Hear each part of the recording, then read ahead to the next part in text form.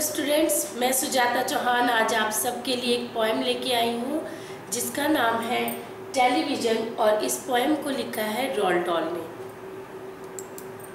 ये है rolled doll. इनका जन्म 1916 में हुआ और इनका देहांत 1990 में हो गया। आइए थोड़ा और आपको रोल्ड डॉल के बारे में बता दूँ।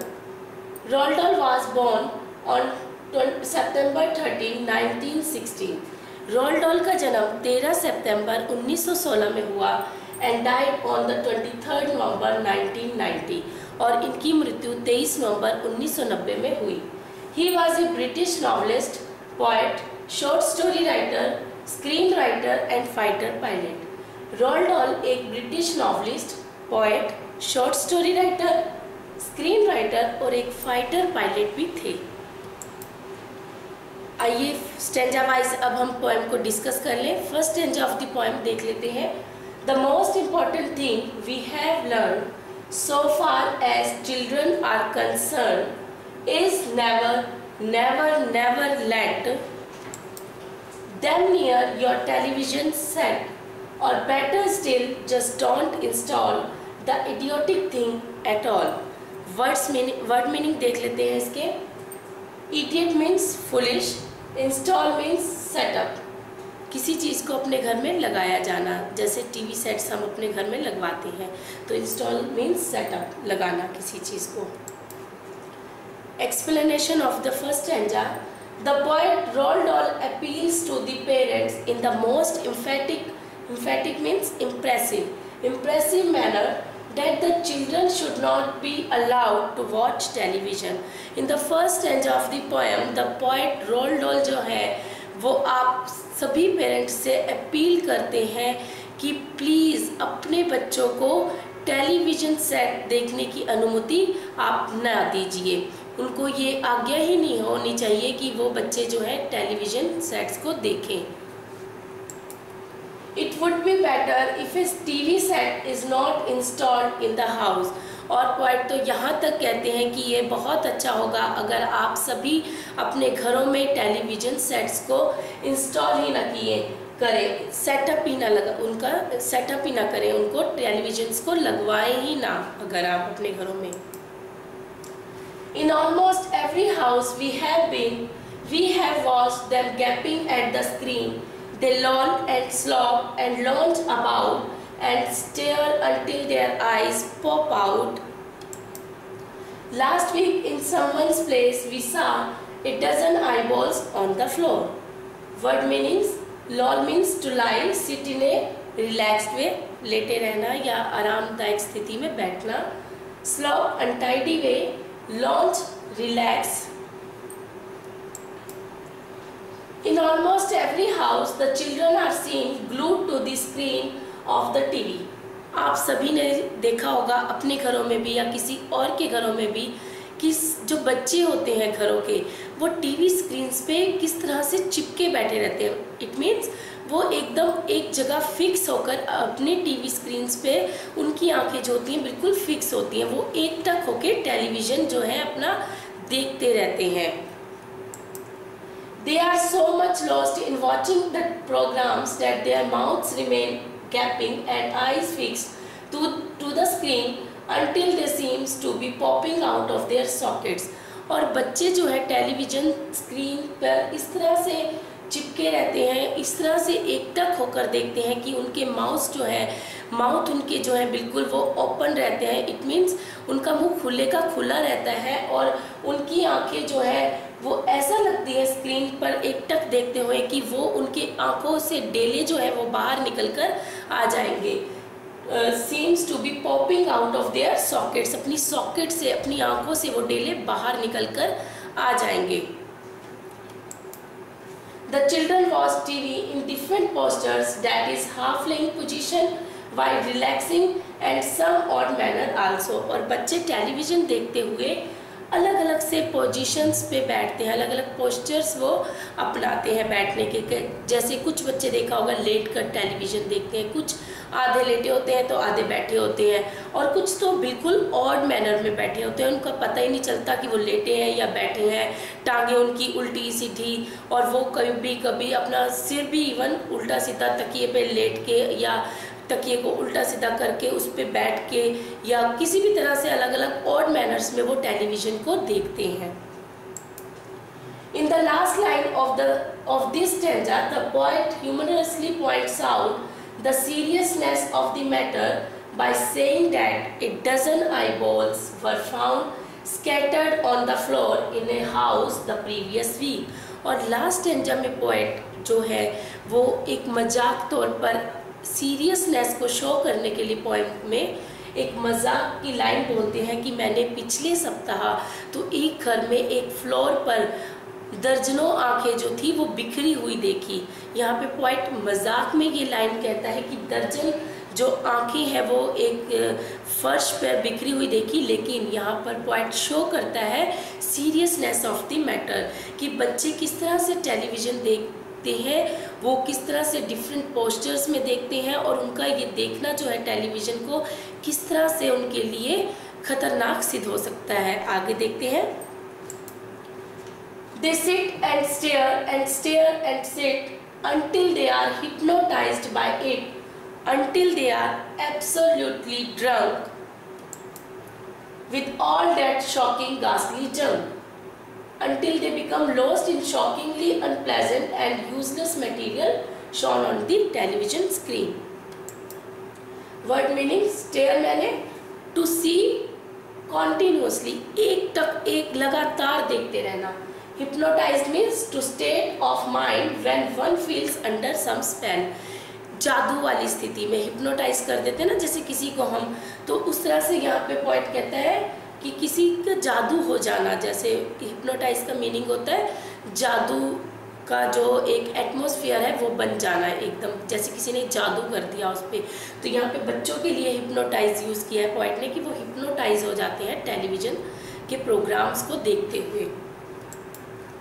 एब्सोल्युटली फुली बिल्कुल, घासली जंक अनप्लेजेंटली एंड शॉकिंगली।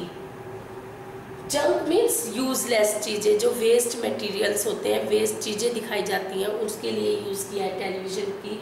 जो चीज़ें बेकार की चीज़ें दिखाई जाती हैं उस पर, उसके लिए यहाँ पे यूजलेस जंक यूज़ किया है उन्होंने, junk word. They sit and keep on staring until they get fully lost in the visuals। और पोएट कहते हैं कि वो बैठे रहते हैं टीवी में और टीवी देखते रहते हैं टीवी को और बैठे रहते हैं टीवी के आगे, तब तक जब तक कि वो पूरी तरह से जो विजुअल्स दिखाए जा रहे हैं, जो प्रोग्राम्स दिखाए जा रहे हैं स्क्रीन पे, उसमें पूरी तरह से वो खो ना जाए। They sit fixedly at one place as if they were hypnotized। Hypnotize means under the influence of, किसी चीज़ के प्रभाव में होना, जैसे जादू कर देते हैं हम किसी चीज़ पे। तो कवि कहते हैं कि they sit fixedly at one place, और वो एक ही जगह पे चिपके बैठे टीवी देखते रहते हैं जैसे कि किसी ने उनको हिप्नोटाइज्ड कर दिया हो। इस तरह से बच्चे जो है टीवी स्क्रीन पे चिपके बैठे रहते हैं।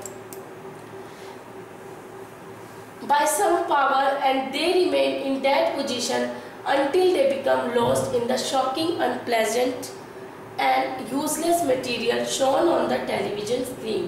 और वो जादू की स्थिति में, इन्फ्लुएंस में इस तरह बैठे रहते हैं। They become lost in the shocking, unpleasant and useless material shown on the television screen। और ऐसा लगता है कि जैसे वो बिल्कुल बांध के बिठा दिया, किसी ने उन पर जादू कर दिया है, और वो उस वेस्ट मटेरियल में जो टीवी में दिखाए जा रहे हैं, वेस्ट सीन्स होते हैं, कुछ वेस्ट मटेरियल होता है। जैसे कई बच्चे तो आपने देखा होगा कार्टून में ही चिपके रहते हैं, 24 घंटे उनके घरों में कार्टून चलता है और वो बस मुंह चके उसमें बैठे रहते हैं, मुंह उनका खुला है, उनको कोई होश नहीं है, ना खाना खा रहे हैं वो, ना कुछ कर रहे हैं, बस चुपचाप अपना टीवी देख रहे हैं। तो वो इस स्थिति तक पहुंच जाते हैं कि उनको जैसे जादू कर दिया हो, किसी ने बांध के बिठा दिया हो। तो यही डिस्कस किया है कि उन वेस्ट मटेरियल्स में वो बच्चे खो के बिल्कुल खो जाते हैं और टीवी देखते ही रहते हैं एकटक होकर। Oh yes, we know, it keeps them still. They don't climb out the windowsill. They never fight or kick or punch. They leave you free to cook the lunch and wash the dishes in the sink. But did you ever stop to think, to wonder just exactly what this does to your beloved tot? Word meaning still means motionless, बिल्कुल शांति से, बिना हिले डुले. Sill, a flat piece of wood, stone etcetera that forms the base of a window or door. जो खिड़की होती है उसकी सिल जो होती है या तो लकड़ी की बनी हो सकती है, स्टोन की, या फिर ये किसी बेस होता है जो विंडो का एक खिड़की के पास होते हैं ना जगह कि उसको विंडो सिल बोलते हैं हम. सिंक, ये जिसमें हम बर्तन साफ करते हैं, तो सभी ने आपने अपने घरों में देखा होगा. पंच, ब्लो, मारना, हिट करना. Taught means young small child, जो आपके छोटे बच्चे हैं उनको हम टॉट बोलते हैं. तो है पोएट, वो दूसरी स्थिति को दिखा रहा है कि पेरेंट्स अपने बच्चों को टेलीविज़न सेट्स के सामने बिठाकर किस तरह से रिलैक्स फील करते हैं कि कम से कम अब उनके बच्चे जो है वो आराम से बैठे रहेंगे और वो किसी विंडो सिल से कूदेंगे नहीं और टेलीविज़न को आराम से बैठे देखते रहेंगे. They would not fight, kick and hit eight one each other और वन अनदर, और वो एक दूसरे को मारेंगे नहीं, पंच नहीं मारेंगे, हिट नहीं करेंगे एक दूसरे को, और आराम से एक जगह बैठकर टेलीविज़न देखते रहेंगे. In the mean time the mother will be able to prepare lunch and wash dishes in the sink. और माएँ खुश हो रही हैं कि इस दौरान अपने बच्चों को वो बिठा कर टीवी में गई हैं और आराम से बच्चे टीवी देखते रहेंगे और इस पीरियड में वो अपना किचन का काम कर सकेंगी, कोई खाना बना सकेगी तो दूसरी अपने बर्तन साफ कर सकेगी. तो यहाँ पे माँ की उन्होंने रिलैक्सेशन शो कर दी कि माँ किस तरह से फील करती है कि मैं रिलैक्स होगी अपने बच्चों को टेलीविज़न में बिठाकर, कि अब वो एक दूसरे से लड़ेंगे नहीं, कोई कूदेगा नहीं, कोई एक दूसरे को मारेगा नहीं, और मैं अपना इस आराम के पीरियड में अपना घर का काम कर सकूँगी, खाना बना सकूँगी, लंच बना सकूँगी और बर्तन साफ कर सकूँगी. It rots the sense in the head. It kills imagination dead.